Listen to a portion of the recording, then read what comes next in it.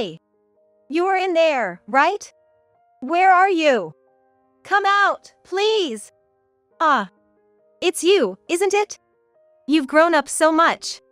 I've finally found you. I'm your real mom. Who's this old lady? Looks like you've grown up healthy. That's great. Hey, Mike. Why show up now after all this time? I heard you landed a job at a big corporation. Makes me so proud. I'm sorry for leaving you alone all these years. We just didn't have the financial means to raise you. I'm truly sorry. You're old enough to earn your own living now. Our financial situation doesn't matter anymore, right?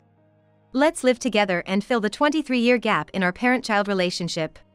When my niece was born with a disability, my brother and his wife abandoned her at our parents' house and disappeared. 23 years later, they've returned, barging into the house, planning to take her away. It seems they've heard she landed a job at a big corporation and are looking to mooch off her. But my niece is smart, she won't fall for their tricks. Real mom and dad? Can I really live with you? What? I'm momentarily shocked by my niece's response. But her words. Actually, I am Emily. A 35-year-old corporate employee.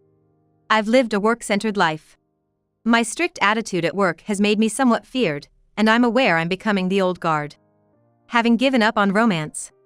Some might find my life lonely, but work is enough for me, so I don't feel that way. Although I'm not interested in love or marriage, the thought that work is my only joy does make me a bit uneasy. I also feel bad for not being able to show my parents their grandchild. For grandchildren, I guess they have to rely on my brother. My brother Mike, 3 years younger than me, is the complete opposite of my introverted self. He's incredibly outgoing. As a college student, he rarely came home during summer breaks, preferring to hang out with friends. He also loved organizing big get-togethers for seasonal events like Halloween and New Year's Eve. I've been invited too. Hey sis, wanna join our next party? I'm good, thanks. Why not? You've never had a boyfriend, right? You might meet someone. I'm not interested, just leave me be. I'm 35 and have never had a boyfriend. Unlike Mike, who, while not being a heartthrob, has always been popular, with no shortage of friends and romantic interests. He's hardly been without a partner since college. It's nice to live every day as if it's your birthday. But I've had my concerns. Mike, are your grades okay? Yeah. I always calculate the credits needed for graduation and how many classes I can skip without trouble. Sounds like you're always on the edge of failing. Shouldn't you study more seriously? What are you even doing in college? As long as I graduate, it's all good, right? You should try having some fun instead of just studying. You're the one who plays too much. Even when we talk, his phone is constantly buzzing with messages and social media notifications. A stark contrast to mine, which barely receives anything but app notifications. He's what you'd call living the life. But to me, it seemed like he was just postponing his problems. After graduating, Mike got a job and moved out. As I had done earlier. Our parents were left alone at home. I remember calling my mom the day Mike left. Mike moved out today, didn't he? Yes, now we're finally done with parenting. It feels like we've accomplished something. She said with a mix of satisfaction and a tinge of sadness. Since then, I've made a point to regularly contact our parents. Living only an hour's drive from our family home, I tried to visit as often as possible. Every time I returned home, our parents were visibly happy, seemingly missing us. But it seemed I was the only one keeping in touch. I wonder what Mike's up to these days. He lives a bit far, so it's not easy for him to come home, right? But he could at least call, couldn't he? Don't boys usually behave like that? Mom sighed softly. She was clearly worried about him. I shared her concern, wondering if Mike was still living with a student mindset. When I got back home, I decided to call Mike for the first time in a while. Hello? Sis, what's up? I know you can't come home often, but you haven't been in touch with Mom at all, have you? She's worried about you. Always so serious, huh? Okay. Tell her I'm doing fine. Tell her yourself. And you're working properly, right? Yeah, I am. Just doing what I'm told, so it's a breeze. There you go again with that careless attitude. Work is different from college, you know. Okay, I get it. Mike sounded increasingly disinterested, his tone dropping and his responses getting shorter. He still considered me too serious, and it seemed he hadn't changed much either. Worried about him, I decided to call him regularly, just like I did with our parents.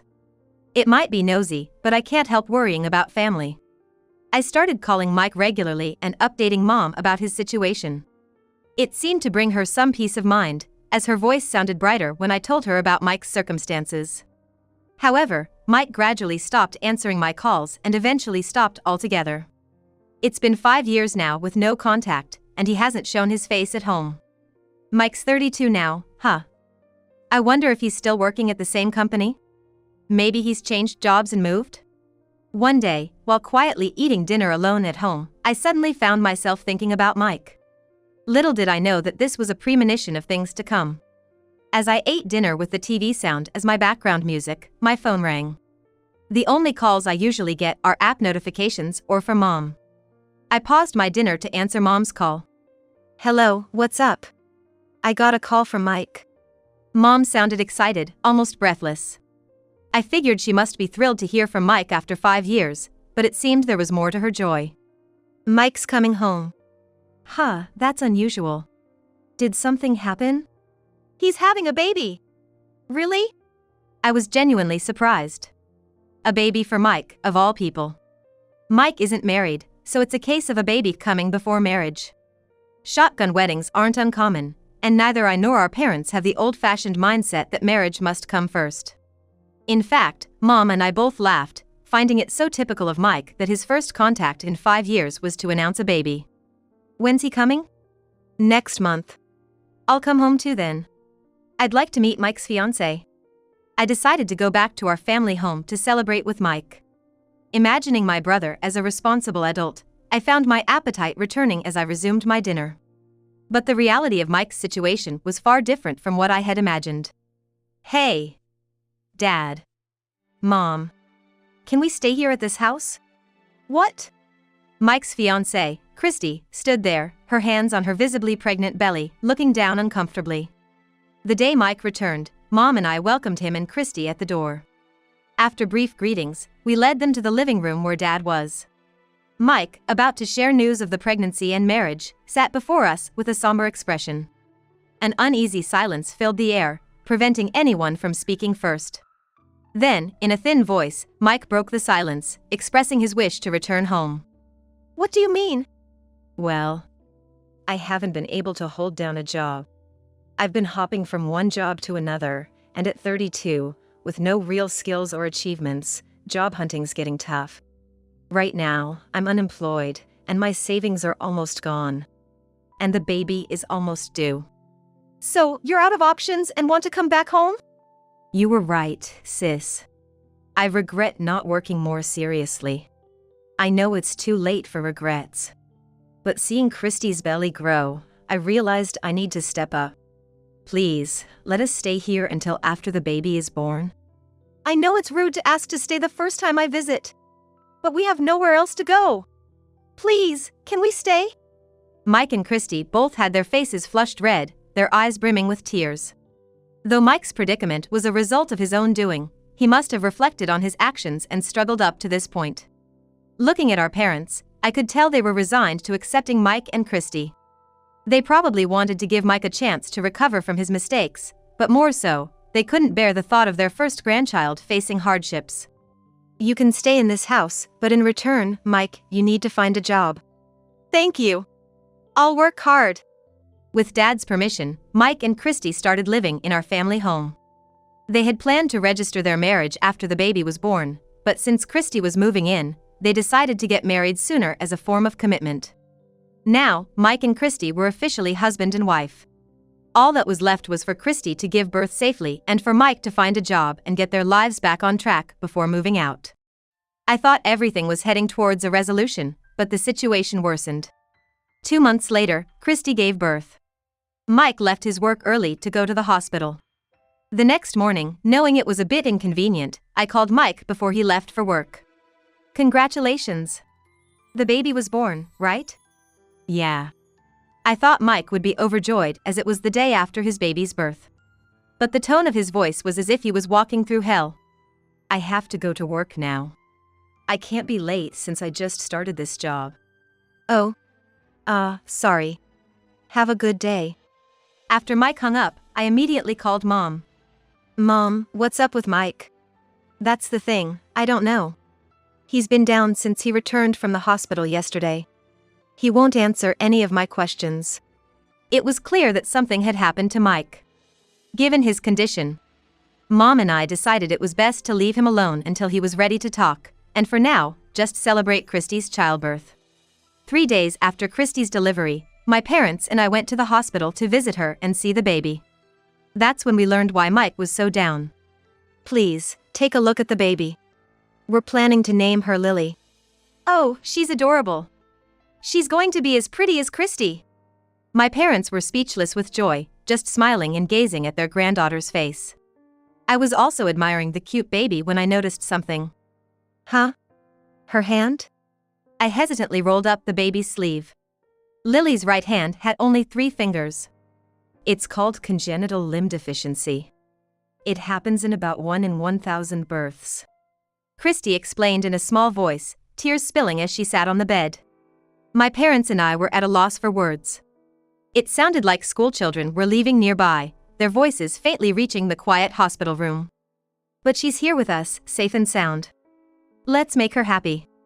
If there's anything I can do, just let me know. I'll help. Emily, Christy seems tired. We've seen the baby, so shall we head home for today? Christy, we'll visit again tomorrow. I wanted to cheer up the disheartened Christy. However, Mom seemed to think it was best to leave her alone for now. As I had no experience with childbirth, I decided to follow Mom's judgment and we left for the day. On the way home from the hospital, I quickly realized Mom's decision was right. Just because the baby has a disability, it's still a good thing she was born, right? Why be so down about it? I think Christy isn't shocked about having a baby with a disability, but rather, she feels guilty for giving birth to a baby with a condition, Mom speculated. I felt embarrassed for trying to forcefully cheer up Christy. Back at home, I found Mike there. To avoid making the same mistake I did with Christy, I chose my words carefully and spoke slowly. I saw the baby. She's adorable. She's going to be a beauty when she grows up. What's the use of being pretty if she has monster-like hands? Mike retorted. Hey! What are you saying? I understood Mike was shocked about his daughter. But I couldn't just let that comment slide. So, I decided to stop mincing my words. I don't know the details, but if her right hand is impaired, then as parents, we should be the ones to help her. So what if she's a little different from others? We have to raise that monster for the rest of our lives? I finally find a job, ready to get our lives back on track, and then she's born like that? How can I possibly feel motivated to work? Motivation? What do you mean? Your child isn't a tool for you to feel motivated at work. You wouldn't understand, Emily. You've never been a parent. Sure, I've never given birth, so I might not understand a parent's feelings. But I do know you're saying something fundamentally wrong as a person. Yeah. I'm wrong, fine. Why did I have to draw the short straw in 1 in 1,000? It's such a hassle. Mike walked out of the house with a lethargic gait. Did I choose my words wrongly again? Unfortunately, as Mike said, I lack the experience of being a parent. Engaging in conversation might lead to more conflicts like before, so it's better to leave this to our parents. Consequently, troubled over how to interact with Mike and Christy, I decided to stop visiting the family home for a while. However, during my absence, a terrible incident occurred. 1 week after Christy was discharged from the hospital and returned home, Mom called me early in the morning. Emily! Come home immediately! What? Why so early in the morning? Mike and Christy are gone. What? I grabbed only my wallet with my driver's license and rushed to the family home in my car, still in my pajamas. Look at this! Upon arriving, I was shown a torn piece of paper from a notepad with Mike's sloppy handwriting. Please take care of our daughter. What does this mean?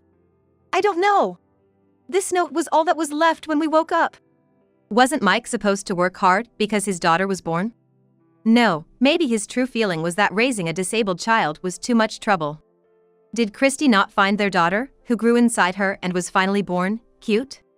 If she did, she wouldn't abandon her newborn. I exploded in anger at Mike and Christy for changing their attitudes so drastically just because of a disability and leaving their daughter with just a note. What do you mean I wouldn't understand a parent's feelings? Don't abandon your responsibilities. My outburst frightened Lily, making her cry. Hearing her cry, I calmed down a bit. This innocent child shouldn't suffer because of this. I'll become her mother. The words came out naturally as I looked at Lily. Naturally, my parents panicked and tried to stop me. You can't just suddenly become a mother. Let's wait and see. Maybe Mike and Christy will come back. We'll take care of Lily for now. They're not coming back. Careful consideration is necessary in making decisions.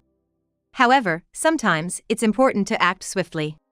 I conveyed my firm resolve to my parents through the determination in my eyes. All right, but you can't do it alone. We'll support you. And so, we decided to raise Lily together. First, we needed to address the legal aspect, as Mike and Christy still had parental rights. A mere note saying, "Please take care of our daughter," wasn't enough. Mike and Christy were untraceable, having changed their phone numbers. So, I decided to become Lily's legal guardian under the minor guardianship system, citing their long-term absence. Now, I was effectively Lily's mother. But it was a challenging process that took a considerable amount of time. I couldn't quit my job while raising her. So my parents helped me with childcare. Alongside raising Lily, I kept a casual eye out for Mike and Christy's whereabouts. Not to return Lily to them, but because I wanted to give them a piece of my mind. I had no intention of giving Lily back to them. 10 years after taking Lily in, she grew up healthy and unaffected by her right hand. She has a spirited personality, once even standing up to a boy who teased her about her hand at school. While violence isn't praiseworthy, it's good to be strong. Being left-handed, she doesn't have many problems in daily life. Just minor inconveniences like struggling to open small snack bags or not being able to hold utensils with her right hand. Now that Lily is 10, it's time to seriously consider certain things. When should we tell Lily about Mike and them? Isn't 10 years old too soon? Maybe it would be better before she starts working? I still haven't told my daughter that I am not her biological mother. Although I consider her as my own, being called mom can sometimes be painful since I haven't disclosed the truth. 10 more years have passed, and my daughter is now a 20-year-old college student. Our lives have also undergone significant changes. Mom, thank you for all your help. I'll take care of the rest. Standing in front of the grave, I joined my hands and expressed my future determination to my mother. My father had already passed away 3 years ago. Even though my parents are gone, there's something I decided 10 years ago that I must do. Lily, come here for a second. What's up? One night, I called my daughter to the living room and had her sit down in front of me. I had decided with my parents to tell her about Mike and his wife before she became an adult working. As her job hunting was about to begin, I chose to tell her the truth. The thought of her reaction to learning that I am not her birth mother made me suddenly tense up, my breathing became erratic, and I couldn't find the words to start. Seeing me so unusually tense, Lily looked at me with concern. Once I had come this far, I couldn't just say nothing, so I braced myself. Lily, you are actually my brother's child. What? What do you mean? My words left Lily visibly shaken and she seemed to react with a half laugh, not knowing how to process it. I explained to her the whole truth about how I took her in. The irresponsibility of Mike and his wife at work, their reaction when she was born, and how they left her with only a note. Hearing all this might make her feel sad. But I had to tell her. So, with a clenched fist and a strong heart, I continued. As I recounted everything, Lily's face gradually reddened. What? They're the worst. Instead, I'm thankful they left me behind and you raised me, Mom. Really? Oh, okay. Mom, why that face? I must have looked dumbfounded because Lily accepted the truth so easily. I had braced for her to be upset, but she wasn't, which took me by surprise. The happiness of her still calling me Mom despite knowing the truth came to me later. So, where are Mike and his wife now? I don't know. For the past 20 years, we haven't found Mike and his wife. They occasionally show up to other relatives or acquaintances. But they disappear without revealing their whereabouts, so we never really know where they are. But I'm not actively trying to find them, so it's okay if they remain unfound. 3 more years passed, and Lily graduated from college and started working. She didn't move out, though. I live in a suburb within commuting distance to the office. It's accessible by train to the business district. Lily also got a job at a company near where I work, so there's no need for her to leave home. You chose a company close by so you wouldn't have to move out, right? Yeah. It saves on rent, doesn't it? Choosing a job like that, are you sure it's okay? It's fine. Don't worry. Her casual way of handling important matters somewhat reminds me of my brother. I wonder if this kind of thing is related to blood. However, my daughter and my brother are vastly different in one crucial aspect. My daughter got a job at a large corporation. She seems even more capable at her job than I am, already entrenched in my workaholic ways. Not only is she academically gifted, but she also possesses quick decision-making skills and the ability to act promptly, which are extremely important in the working world. With the knowledge and skills she will acquire at the company, she'll be unstoppable. Unlike my brother, I have no worries about her in the social world. I hope she will thrive in her career. One morning, the doorbell rang unexpectedly early. I checked the monitor and was at a loss for words. On the monitor were a man and a woman who looked all too familiar, though far from neat in appearance and haggard. It took me a moment to recognize him, but the man was undoubtedly my brother. Unchanged even after 20 years. Recognizing him, I knew the woman beside him had to be his wife.